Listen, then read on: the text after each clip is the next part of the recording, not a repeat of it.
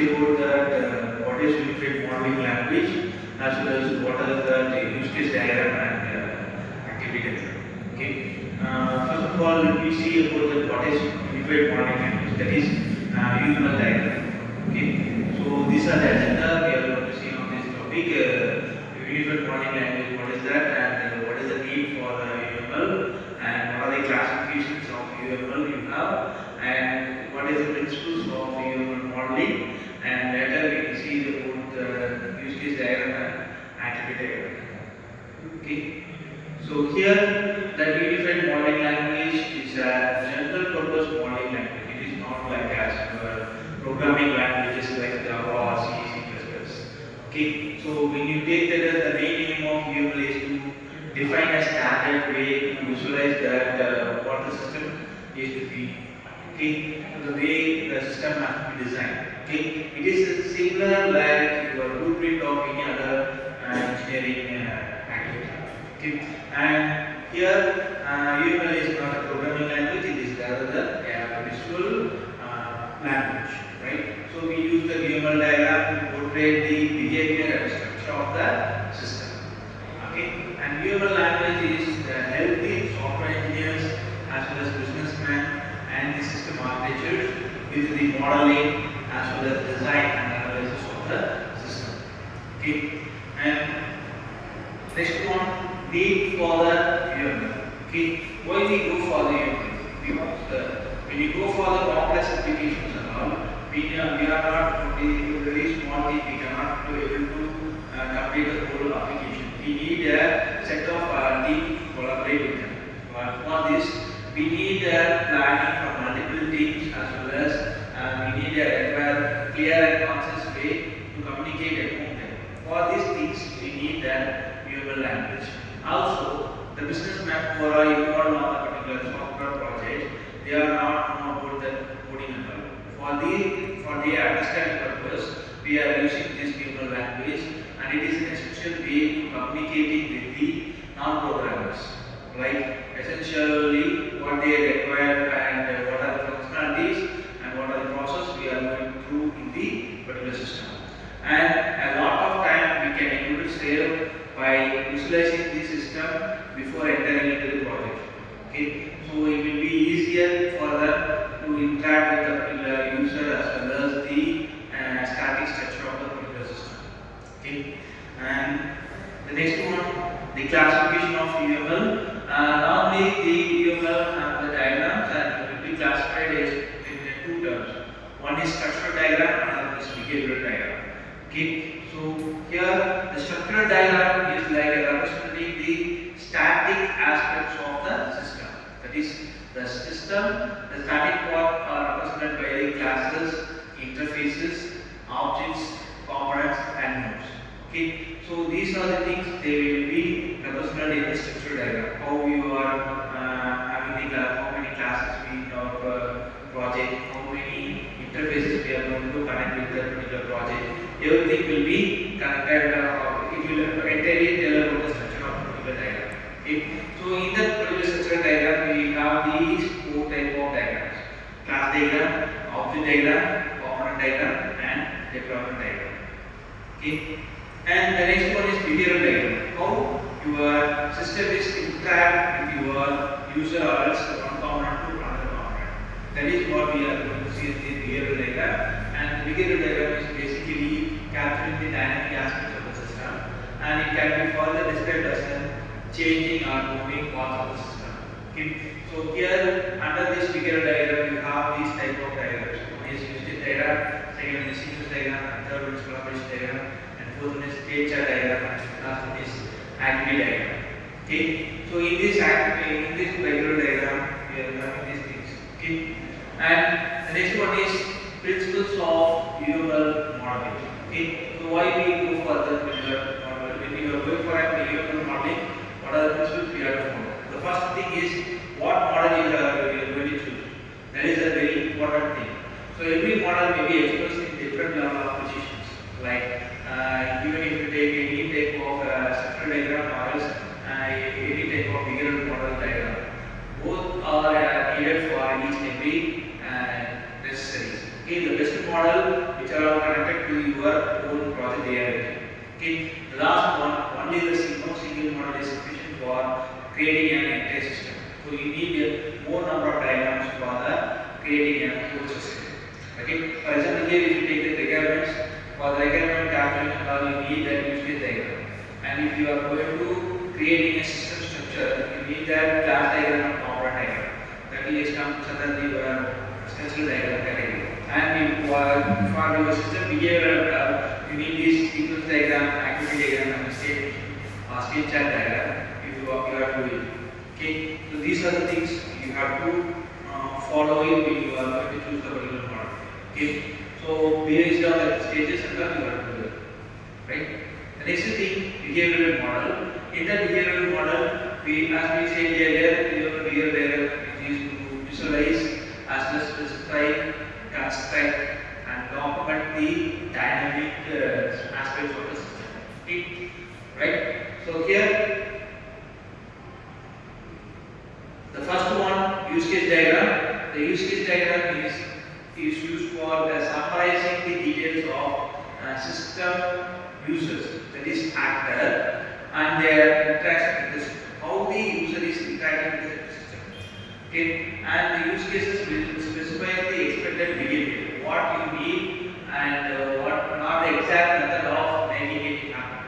Okay, how we are going to do it. We are not going to tell about that how we are doing.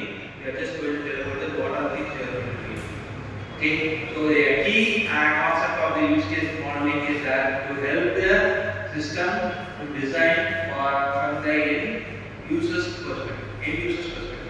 Okay, and it is an effective technique for communicating the system behavior in the user's terms by specifying the externally visible system behavior. Okay, so here when you take the use case diagram, it automatically tells about that what is the user's perspective, how they are going to interact. For example, if I am going for an ATM machine, I need an amount of 10,000 rupees from the ATM machine. I have to insert the card in ATM machine, and I have to give some PIN number, and I have to give some amount enter in the particular system automatically. If the system also, if your bank balance also having sufficient money to withdraw that particular requested amount, then it will be withdrawn from your machine. Okay, this is what we are doing in point, right? So that is what we are going to make it as a diagram, use case diagram. Okay, so how your user is interacting with the particular system. Based on that, I am going to take it in my ATM machine. So I am the actor, and what are the things I am going to do it in the ATM machine. That is the use cases on the particular use case diagram. Okay, so here you can see these things. So automatically you can summarize the relationship between use cases as well as actor and the whole system. And it does not show the order in which steps are to be performed to achieve the goals of each use cases. We are not going to tell that what are the use cases we are going to do first. We are just going to identify the use cases of our system.